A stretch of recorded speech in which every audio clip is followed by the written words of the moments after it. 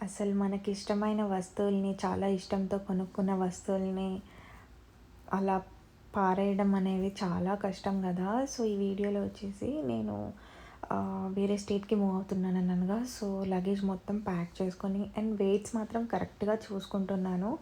Because నాకు last time experience అయింది. ఒక 1 ఎల్‌బీ ఎక్కువ అయినా కూడా నాతో అయితే $70 పే చేయించుకున్నారు. So, I don't want to make the same mistake అన్నమాట. And this was the Philips hair straightener అన్నమాట. ఇది నేను టీసీఎస్‌లో జాబ్ చేస్తున్నప్పుడు కోర్సెస్ రాసినప్పుడు మాకు పాయింట్స్ వచ్చేవి.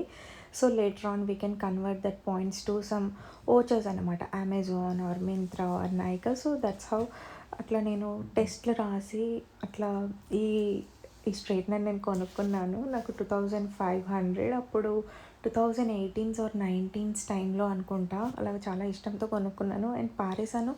అండ్ తర్వాత లేటర్ రియలైజ్ అయ్యాను, అసలు నేను ఎంత స్టూపిడ్‌ని, అది నా ఫ్రెండ్ నాగశ్రీకి ఇచ్చిన, తను యూజ్ చేసుకునేది కదా అని.